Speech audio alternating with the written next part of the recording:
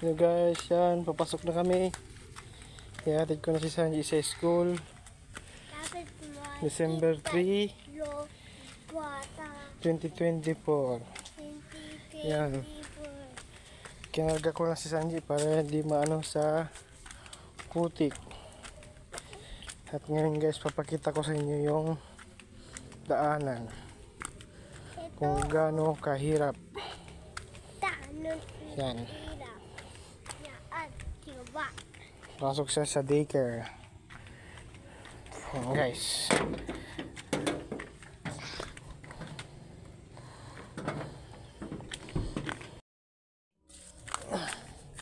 Ito na guys yung daanan namin.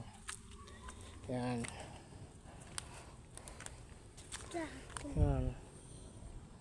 Ito, yan. Ang hirap guys pag wala kang maayos sa daanan. Yan. Tulay lang yun guys.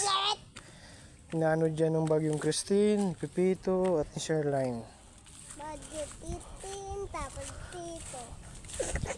Maganda sana kung may pathway at pathway.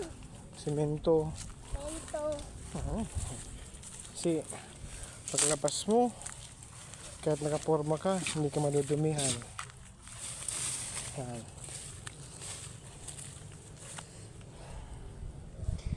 Yan. Ito, daanan, nakikidaan lang kami dito guys. Hindi talaga ito daanan. May daanan naman, pero paakyat ng bundok at maputik din. Paano pag emergency? Paano pag manganak na si Malupis? Si Papa? Ang magulang ko iba na lagay. Paano agad mo siya mailalabas? Kung mga sa daanan pa lang wala na. Yan.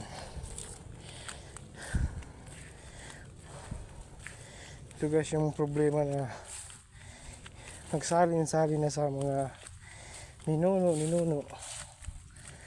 Siguro panahon na para aksyonan at hindi puro ng tiyaga.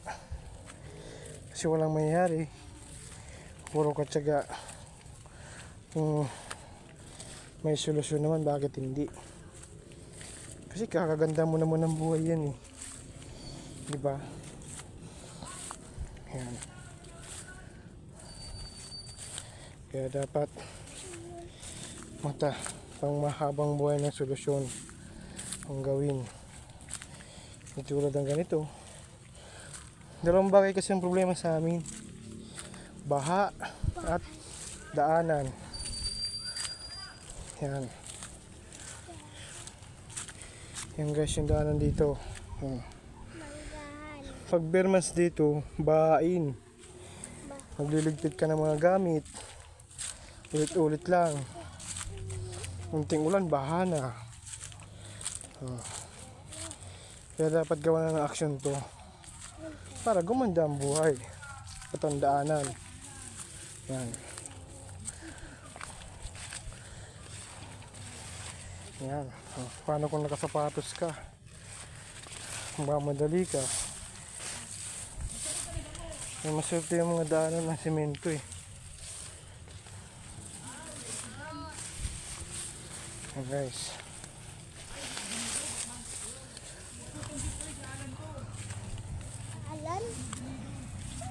yan.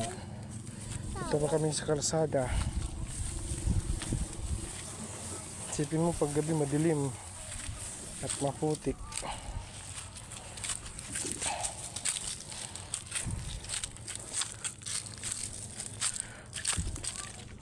Yan guys, yan ang kwento. Kaya sana makahanap kami ng bahay malapit sa kalsada at malayo sa baha. At yung paglabas mo naman disente ka, hindi ka mapuputikan. Ganun guys, doon pa lang gagaan na ang buhay mo.